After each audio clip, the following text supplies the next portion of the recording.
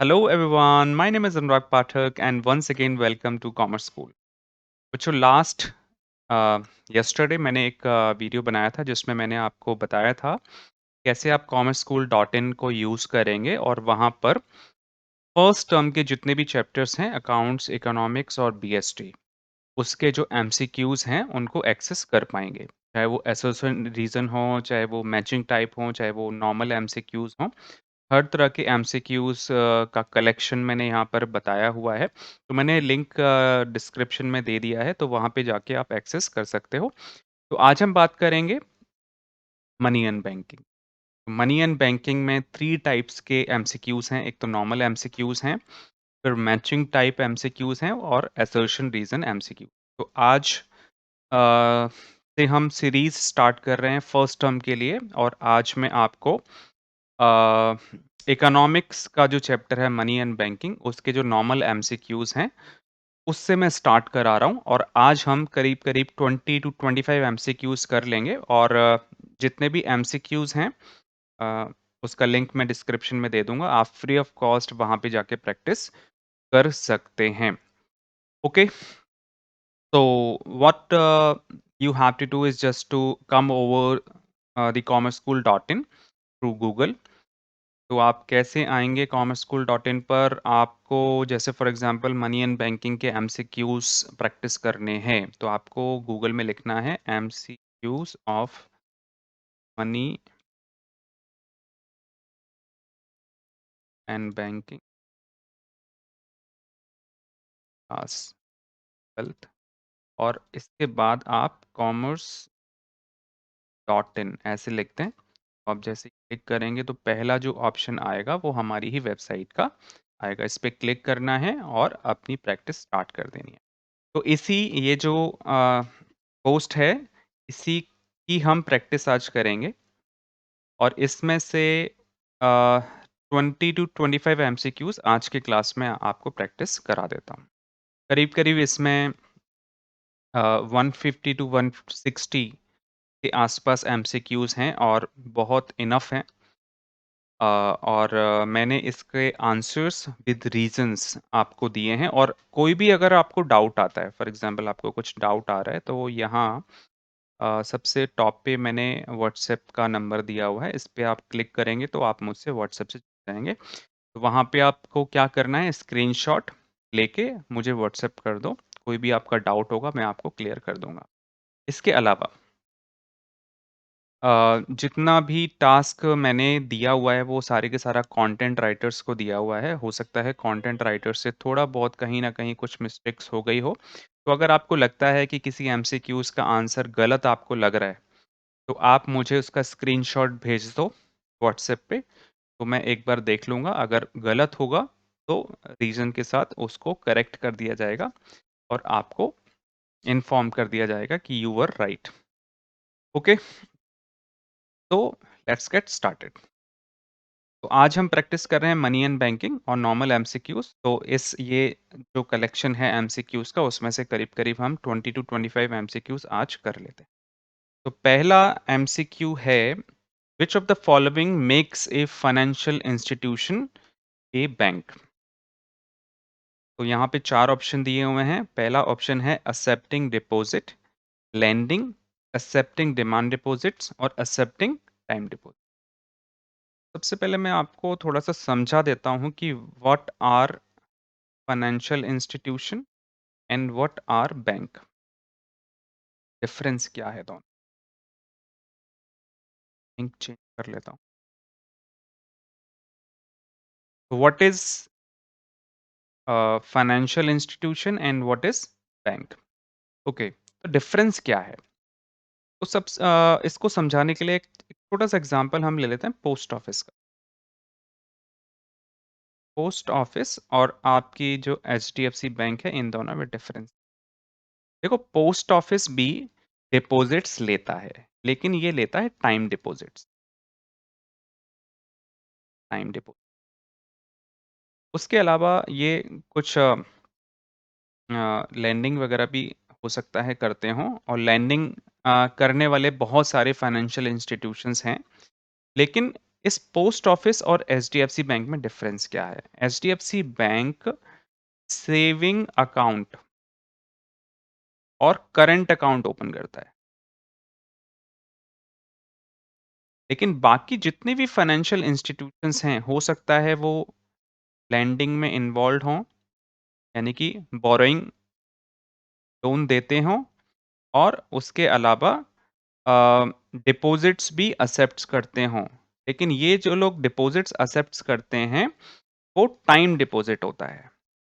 Bank ही एक ऐसा institution है जो कि डिमांड डिपॉजिट एक्सेप्ट करता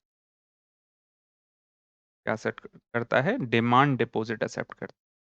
तो कोई भी अगर फाइनेंशियल इंस्टीट्यूशन है, वो बैंक तभी हो सकता है अगर वो डिमांड डिपॉजिट्स एक्सेप्ट करे, यानी कि सेविंग अकाउंट और करंट अकाउंट ओपन करे, जिसमें से पैसा हम अपनी डिमांड के अकॉर्डिंग विथड्रॉ कर सकते हों, और ऐसा बैंक ही कर पाता है। तो what is the difference between the financial institutions and the bank? एक ही डिफरेंस है कि जो बैंक होते हैं वो फाइनेंशियल इंस्टीट्यूशन हैं, लेकिन सारे के सारे फाइनेंशियल इंस्टीट्यूशंस बैंक नहीं हैं, क्योंकि वो सेविंग अकाउंट और करंट अकाउंट नहीं ओपन करते हैं। जैसे फॉर एग्जांपल मुथूट फाइनेंस। तो मुथूट फाइनेंस लोन देता है, लेंडिंग करता है, और इस तरह के जो फाइनेंशियल इंस्टीट्यूशंस हैं वो डिपॉजिट्स भी लेते हैं, लेकिन कैसा वो डिपॉजिट लेते हैं ये लोग? टाइम डिपॉजिट लेते हैं। कभी भी वो सेविंग अकाउंट और करंट अकाउंट ओपन नहीं करते। तो ऐसा कौन करता है? ओनली बैंक ही करता है। तो बैंक और फाइनेंशियल इंस्टीट्यूशन में यही डिफरेंस है, किसका? डिमांड डिपॉजिट्स का। सो क्या आंसर हो जाएगा इसमें? आपको समझ आ गया होगा। इसका आंसर हो जाएगा accepting which of the following makes a financial institution A bank. तो ऐसी कौन सी कैरेक्टरिस्टिक्स है जो कि एक फाइनेंशियल इंस्टीट्यूशंस को बैंक बना देता है? वो है accepting demand deposits. Accepting demand deposit. तो इसका आंसर हो जाएगा सी। एक बार चेक कर लेते हैं क्या है आंसर। तो आंसर सी ही है, और रीजन मैंने क्या लिखा हुआ है? It is only the bank which accepts demand deposit.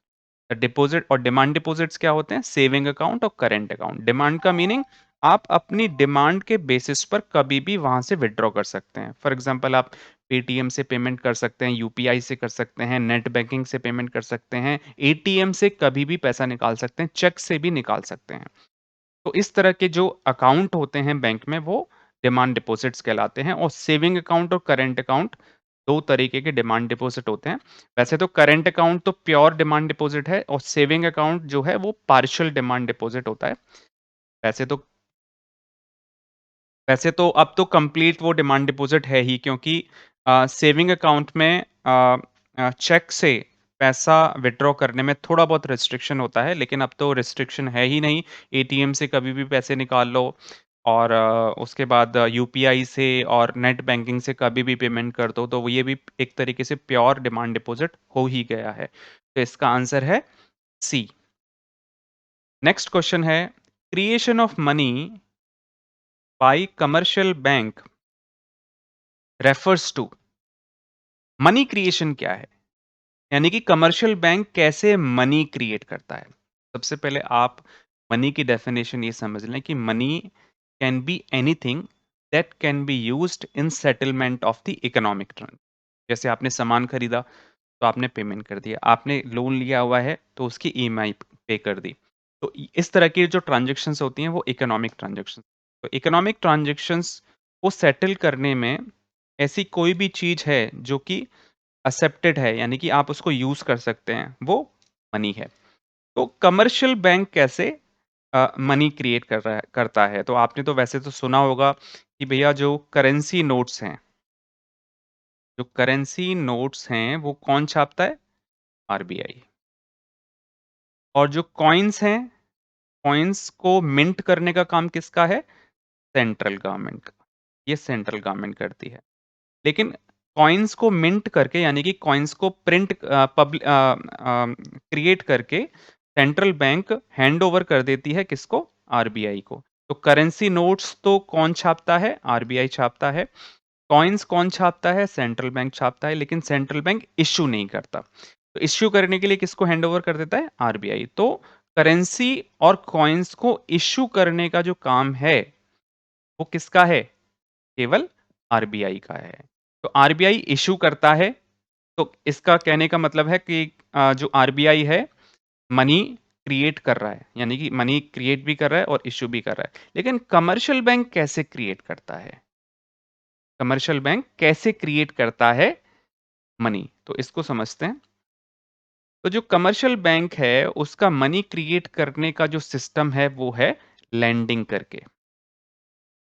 यानी कि जब वो किसी को पैसा उधार देता है, तो वो कैश में नहीं देता, इसके लिए वो एक उसका डिमांड डिपॉजिट ओपन कर देता है।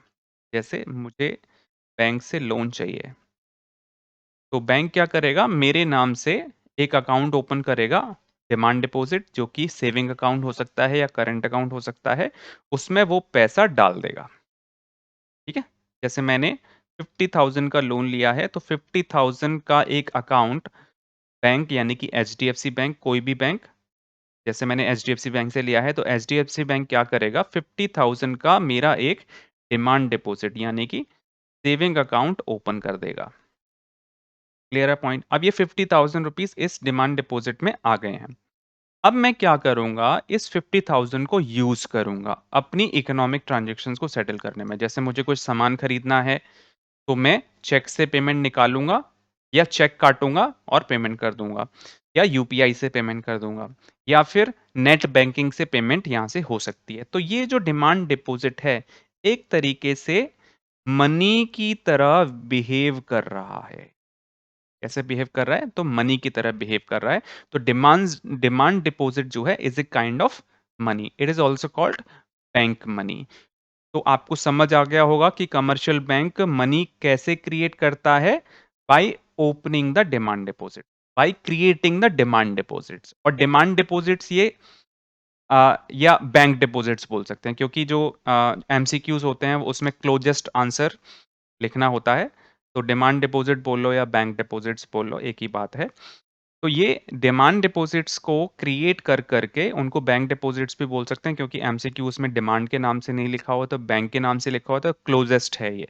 तो वो हमारा आंसर हो सकता है, या आंसर ही होगा। तो कमर्शियल बैंक कैसे क्रिएट करता है money?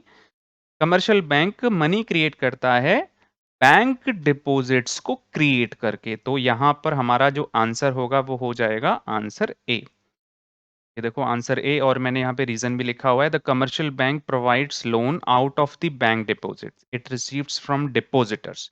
When bank releases a loan, it does not give cash. A demand deposit account is opened with the name of the borrower and the loan amount is deposited into it. The borrower is free to make payment from this demand deposits through checks, ATM and online banking. तो ये जो demand deposit है, savings account, current accounts या फिर bank deposits, ये एक तरीके से मनी की तरह बिहेव करते हैं, क्योंकि डिमांड डिपॉजिट्स या बैंक डिपॉजिट्स में जो पैसा है, उसको हम अपनी इकोनॉमिक ट्रांजैक्शंस और अपनी जो लाइबिलिटीज हैं उनको सेटल करने में यूज कर सकते हैं। तो यहाँ पर आंसर हमारा हो जाएगा आंसर ए। नेक्स्ट क्वेश्चन है, वो रब कर दे। नेक्स्ट क्वेश्चन है, how much money are banks able to create is determined by. Okay, तो आपको ये समझ आ गया कि जो बैंक्स होते हैं, अगर हम बैंक्स लिखते हैं तो इसका मीनिंग है कमर्शियल बैंक्स। कमर्शियल बैंक्स को ओनली बैंक्स के नाम से हम डिनोट करते हैं, और लेकिन जब हम सेंट्रल बैंक की बात करेंगे तो वहां पर बैंक के आगे सेंट्रल बैंक लगाएंगे। तो ओनली बैंक्स लिखा है, तो यहाँ पर हम कमर्शियल बैंक की बात कर रहे हैं। तो आपको पता चल गया कि बैंक कैसे मनी क्रिएट करते हैं? डिमांड डिपॉजिट्स को ओपन करके, बाय बाय थ्रू लेंडिंग। तो जैसे जैसे वो लोन देते हैं, तो लोन की जगह, लोन जब देते हैं तो डिमांड डिपॉजिट्स क्रिएट करते हैं, और वो डिमांड डिपॉजिट एक तरीके से मनी की तरह बिहेव करता है। तो कितना वो डिमांड डिपॉजिट, यानी कि कितना मनी क्रिएट कर सकते हैं? तो जब हम बात करते हैं मनी क्रिएट की, तो हम बात कर रहे हैं कि वो कितना डिमांड डिपॉजिट ओपन कर सकते, यानी कि जो कमर्शियल बैंक मनी क्रिएट करता है वो डिमांड डिपॉजिट ही होता है। तो ये कैसे कितना कर सकते हैं वो, how much money are banks able to create is determined by, कैसे डिसाइड होगा कि कितने वो डिपॉजिट्स ओपन कर सकते हैं। तो ये डिसाइड होता है, इसको इस पूरी प्रोसेस को बोलते हैं मनी क्रिएशन। और मनी क्रिएशन को हम क्रेडिट क्रिएशन भी बोलते हैं, ठीक है जी। और मनी क्रिएशन का मतलब क्या है? डिमांड डिपॉजिट खोलना, नए नए डिमांड डिपॉजिट ओपन करना, इसी को ही हम मनी क्रिएशन कहते हैं। और डिमांड डिपॉजिट खुलेगा कैसे? लैंडिंग करके। तो लैंडिंग जब हम करते हैं तो वो क्रेडिट दे रहा है, तो क्रेडिट क्रिएशन। तो एक ही बात है, मनी क्रिएशन और क्रेडिट क्रिएशन बात एक ही होती है। तो यहां आप देखेंगे कि अब ये जो मनी क्रिएशन है किस पर डिपेंड करता है। तो मनी क्रिएशन डिपेंड करता है, इसका फॉर्मूला होता है इनिशियल डिपॉजिट। आपने मनी क्रिएशन पढ़ ही रखा होगा, सिलेबस तो मोस्टली सारे बच्चों ने कंप्लीट कर ही रखा है। तो initial deposit into money multiplier, इस फॉर्मूले पे डिपेंड करता है। और मनी मल्टीप्लायर का फॉर्मूला क्या है? 1/LRR। और LRR का फॉर्मूला क्या है? LRR इज इक्वल टू, ये इसके दो कंपोनेंट होते हैं, SLR प्लस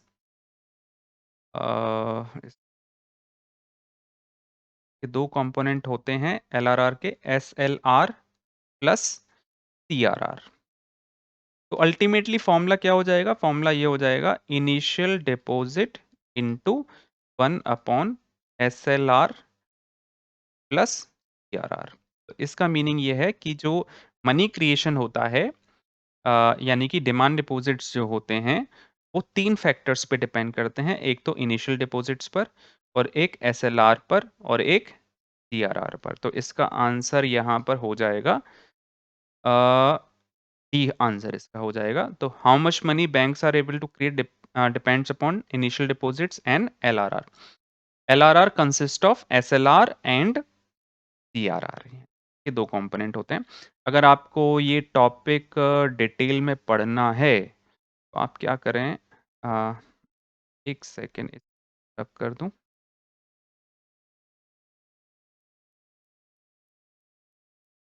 तो आप आ जाएं commerceschool.in पर, और commerceschool.in पर आके आपको यहाँ पे सर्च करना है मनी क्रिएशन। ये देखो, ये आ गया process of money credit creation. इसको आप पढ़ो, यहाँ से आपको पूरा आइडिया हो जाएगा कि मनी क्रिएट कैसे होता है। तो इसमें दो कंपोनेंट हैं, एक तो मनी क्रिएशन और एक मनी मल्टीप्लायर क्या होता है। तो मनी मल्टीप्लायर पढ़ना है आपको, तो आप commerceschool.in पर आएँ और यहाँ पे लिखें मनी मल्टीप्लायर। तो मनी मल्टीप्लायर भी आ जाएगा, सर्च पे सब कुछ मिल जाएगा आपको। What is money multiplier? Class 12th economics, ये मनी मल्टीप्लायर है, इसको पढ़ो। आपको यहाँ से मनी मल्टीप्लायर भी समझ आ जाएगा। वैसे तो मैंने आपको समझा ही दिया है क्या है, डिटेल में आपको समझना है। देखो, एमसीक्यूज अटेम्प्ट करना आसान नहीं है, आपको और चैप्टर को डीपली पढ़ना पड़ेगा। ओके, तो ये तीसरा हमारा एमसीक्यूज हो गया। नेक्स्ट है the value of money multiplier equals. अभी बताया मैंने आपको, तो मनी मल्टीप्लायर पढ़ना है तो ये मनी मल्टीप्लायर ये है सारा। आप गूगल पे इस तरीके से भी सर्च कर सकते हो कि आपको कोई भी टॉपिक पढ़ना है, टॉपिक का नाम लिखो मनी मल्टीप्लायर और कॉमर्स स्कूल डॉट इन लिख दो पीछे, money multiplier commerce school dot in. अब ये देखो, पहला हमारी वेबसाइट ही आ गई, what is money multiplier class 12th economics पे क्लिक करो और कॉन्सेप्ट क्लियर करो। कॉन्सेप्ट तब भी क्लियर अगर नहीं होते हैं तो मैंने अपना व्हाट्सएप नंबर यहाँ दिया हुआ है, आप अपने डाउट्स से पूछ सकते हैं। तो नेक्स्ट क्वेश्चन है हमारा the value of money multiplier equals. तो मैंने आपको फॉर्मूला अभी बताया ही था, money multiplier is equal to 1/LRR। और ये जो LRR है, इसके दो कंपोनेंट होते हैं, SLR और सीआरआर। यहाँ पे आपको फॉर्मूला दिख ही गया होगा, का आंसर हो जाएगा सी।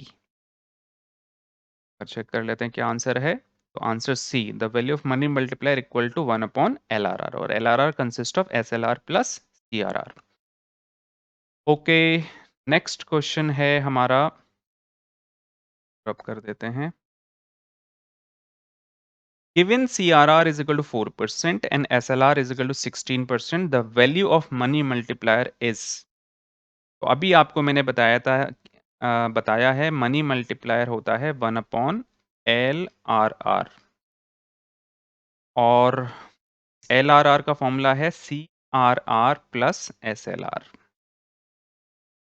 यहाँ फॉर्मूला हो जाएगा 4 प्लस 16, ये हो जाएगा 1 अपॉन 20%, और परसेंट का मीनिंग होता है, परसेंटेज का मीनिंग होता है 1 अपॉन 100। तो 100 20, यानी कि ये हो जाएगा 5 टाइम्स। तो इसका आंसर हो जाएगा 5। अगर आंसर चेक करते हैं, आंसर सी। क्लियर है पॉइंट, आपको समझ आ गया होगा। नेक्स्ट क्वेश्चन है, इससे पहले इसको रब कर देते हैं।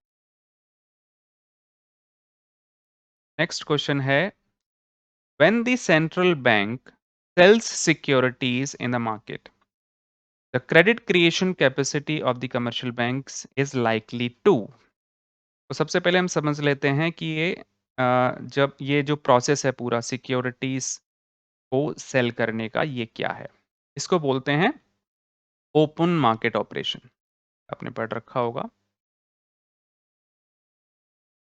Open market operation. Open market operations में होता क्या है, ये आपको पता ही है कि जो आरबीआई है वो गवर्नमेंट की बैंकर होती है, यानी कि गवर्नमेंट के जितने भी फाइनेंशियल फाइनेंशियल अफेयर्स होते हैं उनको आरबीआई ही हैंडल करती है। तो जितने भी पीएसयूज हैं, यानी कि जितनी भी गवर्नमेंट कंपनीज हैं, उनकी जो सिक्योरिटीज हैं, सिक्योरिटीज का मीनिंग क्या होता है? सिक्योरिटीज का मीनिंग होता है शेयर्स प्लस डिवेंचर्स, इन दोनों को मिला के हम सिक्योरिटीज बोलते हैं। तो जो गवर्नमेंट कंपनीज होती हैं, उनके जो शेयर्स होते हैं, उनके जो डिवेंचर्स होते हैं, बॉन्ड्स होते हैं, उन पे पब्लिक का ट्रस्ट बहुत ज्यादा होता है। ओके, तो किसी भी गवर्नमेंट कंपनीज के शेयर्स या डिवेंचर्स यानी कि सिक्योरिटीज जब आरबीआई मार्केट में सेल करती है, तो क्या होता है कि जो पब्लिक है उसका जो ट्रस्ट है इन सिक्योरिटीज पर बहुत ज्यादा होता है, यानी कि ये सेफेस्ट इन्वेस्टमेंट होती है पब्लिक के लिए। लेकिन जो पब्लिक का जो पैसा है वो कहाँ पे पड़ा हुआ है? Commercial bank. और कमर्शियल बैंक में किस जगह पड़ा हुआ है? डिमांड डिपॉजिट्स, यानी कि सेविंग अकाउंट्स और करंट अकाउंट्स में। और ये आरबीआई है, और आरबीआई सिक्योरिटीज सेल कर रही है, गवर्नमेंट सिक्योरिटीज, यानी कि गवर्नमेंट कंपनीज के शेयर्स और डिवेंचर सेल कर रही है। अब देखो, अब यहाँ पर जो डिमांड डिपॉजिट्स में पैसा पड़ा हुआ है पब्लिक का, उस पे जो रेट ऑफ इंटरेस्ट है वो कम है, और सिक्योरिटीज पे अच्छा रिटर्न मिलेगा, और सेफेस्ट भी है क्योंकि गवर्नमेंट सिक्योरिटीज हैं। तो पब्लिक क्या करेगी? पब्लिक डिमांड डिपॉजिट्स में से पैसा निकालेगी चेक्स के थ्रू या किसी भी तरीके से, और ये सिक्योरिटीज परचेज कर लेगी। और डिमांड डिपॉजिट्स में से पैसा निकल के सारा पैसा कहाँ जाएगा? आरबीआई के पास आ जाएगा। और डिमांड डिपॉजिट्स में जो कैश है, यानी कि जो लिक्विड है, वो कम हो जाएगा। और कैश कम हो जाएगा तो कमर्शियल बैंक लोन भी कम दे पाएगी, लोन भी रिड्यूस हो जाएंगे, और लोन रिड्यूस होंगे तो डिमांड डिपॉजिट्स भी रिड्यूस हो जाएंगे। तो क्या आंसर हो जाएगा? और डिमांड डिपॉजिट्स ही क्या होता है? Money creation. अभी आपको समझाया है मैंने, ये जो डिमांड डिपॉजिट्स हैं वो मनी की तरह वर्क करता है। तो मनी क्रिएशन भी आपका कम हो जाएगा। Clear a point? So when the central bank sells securities in the market, the credit creation capacity of the commercial bank is likely to fall. Is likely to fall. तो answer check करते हैं क्या है? Yes, answer B. Explanation क्या लिखी है? When central banks sell security in the market, the general public purchase such securities because of trustworthy investments. They make payments through checks from their bank account in commercial bank. The amount in bank deposits fall, it further reduces the credit creation capacity of the commercial bank. I hope आपको ये concept समझ आया होगा. Okay, तो next topic पे चलते हैं. That is question number 7. Lowering of CRR by the central bank has the following impact on the credit creation capacity of the commercial banks. Okay, अगर सेंट्रल बैंक सीआरआर को reduce कर दे तो क्या फर्क पड़ेगा? तो सबसे पहले हम समझते हैं कि सीआरआर होता क्या है. तो सीआरआर को समझने के लिए देखो, ये जो एलआरआर है इसके दो कंपोनेंट होते हैं, सीआरआर प्लस एसएलआर. अब इनका पर्पस क्या है? इनका पर्पस ये है कि for example as a depositor मैं अगर किसी कमर्शियल बैंक में 10,000 डिपॉजिट करता हूँ अपने डिमांड डिपॉजिट में, तो मैं यहाँ से विड्रॉ भी कर सकता हूँ, लेकिन मेरा जो पर्पज है वो सेविंग का है. तो मैं कभी भी 10,000 विड्रॉ नहीं करूंगा क्योंकि मैंने सेविंग करने के लिए पैसा डिपॉजिट किया है. तो कभी भी मुझे अगर जरूरत होगी तो हो सकता है मैं 1,000 रुपये 1,000 रुपीज विड्रॉ कर लूँ, 1,500 विड्रॉ कर लूँ या 2,000 रुपीज विड्रॉ कर लूँ. ठीक है, तो ये कमर्शियल बैंक का और सेंट्रल बैंक का एक साझा अनुभव या एक्सपीरियंस होता है कि जो डिपॉजिटर्स हैं वो डिमांड डिपॉजिट यानी कि अपने सेविंग अकाउंट्स और करंट अकाउंट्स में से कितना पैसा विड्रॉ करते हैं. तो उसके अकॉर्डिंग ये डिसाइड कर लेते हैं कि अगर बाई चांस ये 10,000 इसने डिपॉजिट किए हैं और ये बाई चांस अगर मांगने भी आएगा तो ज़्यादा से ज़्यादा 20% मांगने आएगा, तो 2,000 रुपये. तो हम क्या करते हैं, 2,000 रुपीज अपने पास हमेशा रखेंगे. बाई चांस अगर ये आ जाए तो उसको हम दे सकें, और 18,000 को आगे हम लैंड कर सकते हैं यानी कि लोन दे सकते हैं. और लोन देके ही क्या होगा, मनी क्रिएट होगा. और इसी तरीके से कमर्शियल बैंक अपना प्रॉफिट भी अर्न करती है, अदरवाइज अपने एक्सपेंसेस वो कैसे मीट करेंगे. तो ये जो 2,000 है एक तरीके से आप ये मान लें यही एलआरआर है, यानी कि वो पैसा रिजर्व करके रखते हैं कि बाई चांस अगर डिपॉजिटर मांग ले तो उसको हम दे दें. और इसके अलावा नए-नए डिपॉजिट्स आते रहते हैं, तो उससे वो चीज़ बैलेंस हो जाती है. तो बाई चांस अगर ये 10,000 निकालेगा भी, तो किसी ने 20,000 एक नया पैसा डिपॉजिट भी किया है, तो उसके 20,000 में से इसको 10,000 हम दे सकते हैं. तो 2 प्रोटेक्शन पॉइंट्स हैं, एक तो एलआरआर है, यानी कि एक तरीके से रिजर्व है, और जो नए डिपॉजिट्स हैं, उससे ये बैलेंस कर लेते हैं कमर्शियल बैंक्स. अब एलआरआर में हम और सेफ्टी करने के लिए क्या करते हैं, एलआरआर को भी 2 पार्ट्स में डिस्ट्रीब्यूट कर दिया. सीआरआर का मतलब होता है cash reserve ratio, cash reserve ratio. और एसएलआर का मीनिंग होता है स्टैट्यूटरी लिक्विडिटी रेशियो. तो एलआरआर के भी 2 पार्ट कर दिए. जैसे ये हमने एलआरआर डिसाइड किया है 20%, तो इसमें से 10% सीआरआर कर देंगे और 10% एसएलआर कर देंगे. तो एसएलआर वाला जो पार्ट है यानी कि 1,000 जो है वो तो कमर्शियल बैंक अपने पास रखेगा एज ए रिजर्व, और बाकी जो 1,000 यानी कि 2,000 का 10% है ये आरबीआई के पास डिपॉजिट करा देगा. तो सीआरआर वाला जो पार्ट है वो आरबीआई के पास रहता है, और एसएलआर वाला जो पार्ट है वो कमर्शियल बैंक के पास रहता है. ओके जी. और सीआरआर जितना ज्यादा होगा, ठीक है, अब जैसे मान लेते हैं अभी यहाँ पे 20% है, तो कमर्शियल बैंक कितना लेंड कर सकती है आगे, 18,000, यानी कि डिमांड डिपॉजिट्स 18,000 के अकॉर्डिंग बन सकते हैं. नए जो क्रेडिट क्रिएशन के प्रोसेस में जो डिमांड डिपॉजिट्स क्रिएट होते हैं वो 18,000 के बन सकते हैं. लेकिन अगर इसको हम 40% कर दें, तो 40% का मीनिंग ये है कि 4,000 रुपए रिजर्व हो जाएँगे और आगे कितना लेंड कर पाएगी बैंक? ओनली 16,000। तो क्रेडिट क्रिएशन कम हो गया। और अगर इसको कम कर दें, 10% कर दें ओनली, तो 10% का मीनिंग ये है कि सॉरी, मैं यहाँ पे गलत बोल रहा हूँ, इसको 20,000 कर दो, तो 20,000 के अकॉर्डिंग ये ठीक बैठेगा। इसको सॉरी सॉरी इसको 10,000 ही कर देते हैं और यहाँ पर 10,000 का, और ये जो मैंने 18,000 लिखा है ना, ये 8,000 रुपये हो जाएगा। ये 6,000 रुपये हो जाएगा। और इसको अगर हम 10% कर दें, 10,000 का 10%, यानी कि 1,000 ओनली रिज़र्व होगा और 9,000 आगे-आगे हम लैंड कर सकते हैं। तो 9,000, इसका मीनिंग है कि पहले हम ओनली 8,000 के डिमांड डिपॉज़िट्स क्रिएट कर सकते थे, अब हम 9,000 के कर सकते हैं। तो इसका मीनिंग ये है कि मनी क्रिएशन बढ़ रहा है। तो जितना कम सीआरआर होगा, मनी क्रिएशन उतना ज़्यादा होगा, और जितना ज़्यादा सीआरआर होगा, मनी क्रिएशन उतना ही कम होगा। तो लोअरिंग ऑफ सीआरआर, अगर हम सीआरआर को कम कर दें, तो मनी क्रिएशन बढ़ जाएगा, यानी कि मनी क्रिएशन पे पॉजिटिव इफेक्ट आएगा। तो इसका आंसर हो जाएगा बी। चलो देखते हैं क्या है answer.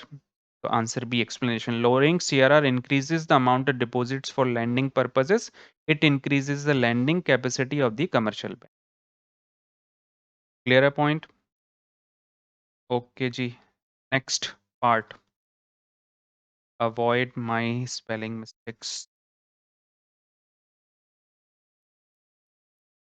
Question number 8, raising reverse repo rate by the central bank is likely to have the following impact on demand for goods and services in the economy। Okay जी, तो सबसे पहले इसके लिए तो आपको समझना पड़ेगा कि ये रिवर्स रेपो रेट होती क्या है। तो रिवर्स रेपो रेट क्या है? रिवर्स रेपो रेट में क्या होता है, एक तो होती है रेपो रेट और एक होती है रिवर्स रेपो रेट। तो अभी मैं इस क्वेश्चन में ओनली रिवर्स रेपो रेट के बारे में बात करूंगा। तो ये आरबीआई है और ये कमर्शियल बैंक है। कमर्शियल बैंक के पास फंड आता है, कहाँ से? डिपॉजिट्स। और डिपॉजिट्स कौन करता है? पब्लिक डिपॉजिट्स को बोलते हैं। और पब्लिक डिपॉजिट कैसे करती है? एक तो टाइम डिपॉजिट करती है और एक डिमांड डिपॉजिट करती है। तो ये जो कमर्शियल बैंक के पास जो फंड आ रहा है, उससे पैसे कमाने के इसके पास दो तरीके हैं। एक तो है लैंडिंग, यानी कि टू पब्लिक, पब्लिक को लोन देना, उस पर ये इंटरेस्ट चार्ज करती है। मान लेते हैं अभी इंटरेस्ट है 6%। और एक दूसरा मेथड है, कमर्शियल बैंक आरबीआई के पास अपना फंड पार्क कर सकते हैं, यानी कि वहां डिपॉजिट करा सकते हैं बाय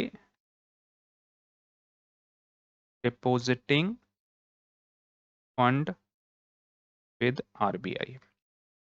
तो अभी मैं आरबीआई का भी अपना रेट ऑफ इंटरेस्ट होता है, तो मैं अज्यूम कर लेता हूं। तो अभी आरबीआई का जो रेट ऑफ इंटरेस्ट है वो 5% चल रहा है। तो इसके पास, कमर्शियल बैंक के पास बेस्ट ऑप्शन कौन सा है पैसा कमाने का? पब्लिक को लैंड करके, क्योंकि यहाँ से 6% मिलेगा। तो मनी क्रिएशन अच्छा होगा यहाँ से। और जितना आसानी से किसी को लोन मिलता है, उतना ही मार्केट में डिमांड बढ़ती है, demand of goods and services ज़्यादा होती है। यानी कि जो गुड्स एंड सर्विसेज हैं उसकी डिमांड ज़्यादा होगी। जैसे फॉर एग्जांपल मुझे 50,000 का एक टीवी खरीदना है और मेरे पास पैसे नहीं है, 50,000 अभी कैश नहीं है। लेकिन बजाज फिनसर्व मुझे क्या कह रहा है कि हम आपको 50,000 रुपए दे देंगे, हम आपकी तरफ से पेमेंट कर देते हैं, आप 5 इंस्टॉलमेंट्स में हमें पेमेंट कर देना with zero rate of interest. तो 10-10 हज़ार रुपए की मेरी इंस्टॉलमेंट्स बन जाएगी, 5 मंथ्स में मैं पे कर दूँगा और मेरे पास प्रोडक्ट आ जाएगा। तो इसमें क्या हुआ कि बैंक ने मुझे लोन दे दिया, लेंडिंग कर दी मुझे, और मैंने उसको इंस्टॉलमेंट में पे कर दिया। अब इसमें बेनिफिट किसका है? एक तो ये कुछ फाइल चार्जेस लेते हैं 750, 500-600 रुपए का, एक तो वो अर्न कर लिया। और उसके बाद जो कंपनी है, यानी कि सेलर है और बजाज फिनसर्व के बीच में टाई अप होता है, वो प्रॉफिट शेयर कर लेते हैं। यानी कि बजाज फिनसर्व को वो क्या दे देंगे? कमीशन दे देंगे। थोड़ा बहुत प्रोडक्ट्स उन्होंने बिकवाया है ना, और हमको बेनिफिट क्या हो गया कि हम हमारे पास प्रोडक्ट आ गया और हमारे पास कैपेसिटी नहीं थी परचेज करने की, लेकिन लैंडिंग के थ्रू वो हमने परचेज कर लिया, बोरोइंग के थ्रू हमने परचेज कर लिया, तो डिमांड बढ़ती है। जितना ज़्यादा बैंक लैंड करेगी और जितना कम रेट ऑफ इंटरेस्ट में करेगी, उतना मार्केट में डिमांड बढ़ेगी गुड्स एंड सर्विसेज की, क्योंकि परचेजिंग पावर इंक्रीज होती है। अब इसमें क्या किया बैंक ने, आरबीआई ने क्या किया, रिवर्स रेपो रेट को इंक्रीज कर दिया। यानी कि जिस रेट पर कमर्शियल बैंक आरबीआई के पास पैसा डिपॉजिट करती है, उसको बोलते हैं रिवर्स रेपो रेट। ठीक है, तो ये लैंडिंग का रेट हो गया, ये रिवर्स रेपो रेट हो गया 5%। अब मान लेते हैं ये 5% से 7% हो गया या 8% हो गया, तो अब कमर्शियल बैंक को कहां पर बेनिफिट है, यहां पर लैंड करने में या फिर आरबीआई के पास अपना पैसा पार्क करने में, क्योंकि रिवर्स रेपो रेट बढ़ गया है। तो कमर्शियल बैंक क्या करेगी, अपना सारा की सारा फंड आरबीआई में पार्क कर देगी और लैंडिंग को कम कर देगी। और जितना ज्यादा लैंडिंग कम होगा पब्लिक के पास, उतना पैसा कम जाएगा और परचेजिंग पावर कम हो जाएगी और डिमांड भी कम हो जाएगी। तो रिवर्स रेपो रेट के बढ़ाने से मार्केट में डिमांड कम हो जाती है। तो इसका आंसर हो जाएगा बी। तो आंसर चेक करते हैं क्या है answer. Answer B, raising reverse repo rate encourages the commercial bank to park their funds with central bank for higher returns. The money in deposits becomes less. It further reduces the lending capacity of the commercial bank. Clear a point? Next question. अगर आपको ऐसी ही series चाहिए तो आप comment में बताओ, series को हम फर्स्ट टर्म के एग्जामिनेशन तक कंटिन्यू रखेंगे। नेक्स्ट क्वेश्चन है क्वेश्चन नंबर 9। क्वेश्चन नंबर 9 कह रहा है, with lowering margin requirements by the central bank the borrowing capacity of the borrowers. Okay जी, तो सबसे पहले समझते हैं मार्जिन रिक्वायरमेंट्स क्या होता है। मार्जिन रिक्वायरमेंट्स, देखो मुझे फॉर एग्जांपल कमर्शियल, इसको मैं लिखता हूँ यहाँ पे कमर्शियल बैंक, और ये है बोरोवर। क्या बोरोवर, मेरे पास एक प्रॉपर्टी है, मैं ऑनर हूँ इस प्रॉपर्टी का, और इसकी वैल्यू है 1 CR, 1 करोड़ रुपए, और मुझे इस प्रॉपर्टी पे लोन देना है। तो क्या होगा, कमर्शियल बैंक मुझे कैसे लोन देगी, इस प्रॉपर्टी के जो कागज हैं वो अपने पास रख लेगी, इसको बोलते हैं मोर्टगेज, और मुझे इस पर लोन दे दे। अब कितना लोन, वो डिपेंड करता है मार्जिन रिक्वायरमेंट कितना है। अगर मार्जिन रिक्वायरमेंट इस समय 20% है, तो आप 1 करोड़ का 20% कम कर लो, तो बैंक से मुझे कितना लोन मिल जाएगा, 80 लाख रुपए का। और अगर ये मार्जिन रिक्वायरमेंट्स 10% हो जाए, तो ओनली 10% का मार्जिन रिक्वायरमेंट है, तो मुझे कितना लोन मिल जाएगा, 90 लाख रुपए।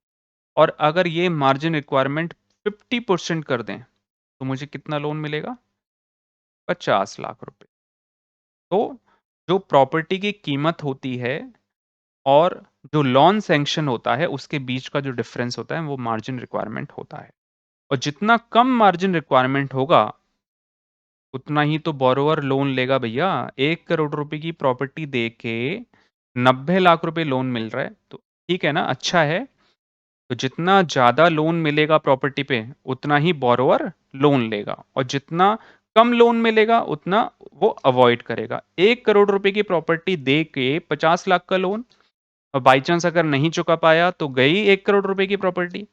तो जितना कम मार्जिन रिक्वायरमेंट होगा, उतना बोरोइंग कैपेसिटी बढ़ेगी बोरोवर्स की, और जितना ज्यादा मार्जिन रिक्वायरमेंट होगा, उतनी बोरोइंग कैपेसिटी कम हो जाएगी।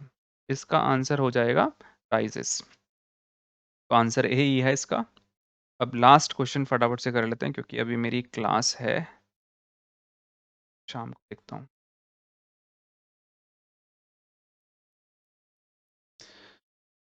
What items are not included in the money supply measures? कौन कौन से आइटम्स इंक्लूड नहीं होते। देखो मनी सप्लाई में बहुत ज़्यादा बच्चे कंफ्यूज रहते हैं।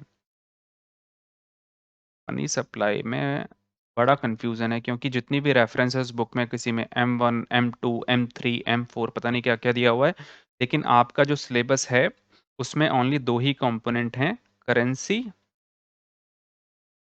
अ, 2 ही कंपोनेंट हैं, currency and coins held by public eight their home, at home. घर में जो तिजोरी में, बेड में, अलमारी में जो पैसे रखे हुए हैं, करेंसी एंड कॉइन्स और plus demand deposits, net demand deposit of public. और पब्लिक का जो पैसा सेविंग अकाउंट्स में, करंट अकाउंट में रखा हुआ है, वो पैसा इतना ही है। बस वैसे तो 3 कॉम्प M1 है आपके सिलेबस में, लेकिन M1 के ओनली 2 ही कंपोनेंट हैं, currency and coins held by public और नेट डिमांड डिपॉजिट्स। M1 का एक और कंपोनेंट होता है जिसको बोलते हैं other deposits with the RBI. ये कंपोनेंट आपके सिलेबस में नहीं है, अदर डिपॉजिट्स विद आरबीआई। तो इन तीनों को मिला के M1 होता है। तो M1 में भी आपका क्योंकि 12th क्लास में पढ़ रहे हो, आगे आप हायर क्लास में पढ़ोगे, तो M1 में ओनली 2 कंपोनेंट्स पढ़ने, currency and coins held by public at home और net demand deposits, saving accounts और current account opened by the public. उसमें जो पैसा पड़ा है, क्योंकि इतना पैसा आप आसानी से बैंक से निकाल सकते हो।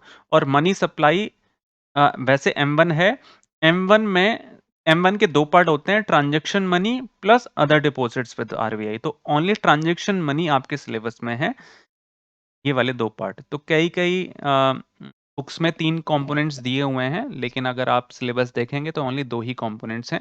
वैसे M1 के 3 पार्ट होते हैं। तो यहाँ पर आप देख लो, इंटरबैंक डिपॉजिट्स, ये जो है पोर्शन, ये मनी सप्लाई का पार्ट नहीं है। तो इसलिए यहाँ पे जो हम नेट की बात करते हैं, नेट डिमांड डिपॉजिट्स, बैंक्स भी आपस में एक-दूसरे के बैंक्स में डिपॉजिट करती हैं। वो भी एक डिमांड डिपॉजिट ही होता है। जैसे आईसीआईसीआई बैंक ने एचडीएफसी बैंक में डिपॉजिट कर दिया, एचडीएफसी बैंक ने पंजाब नेशनल बैंक में डिपॉजिट कर दिया। तो ये एक तरह के डिमांड डिपॉजिट है, इनको बोलते हैं इंटर बैंक डिपॉजिट्स। तो inter bank deposits money supply का पार्ट नहीं है, ओनली वही डिमांड डिपॉजिट्स लेने हैं जो पब्लिक के कंट्रोल में, यानी कि पब्लिक ने डायरेक्टली खोले हुए हैं। तो इसलिए नेट लगा देते हैं यहाँ पर, ओनली पब्लिक पब्लिक वाले लेने हैं। तो इंटर बैंक डिपॉजिट्स इसमें नहीं आता। तो इसका आंसर हो जाएगा, तो आज के लिए इतना ही। और कमेंट में बताओ कि अगर आपको ऐसी ही सीरीज लगातार चाहिए, मैं बनाता रहूँगा। Thank you very much for watching.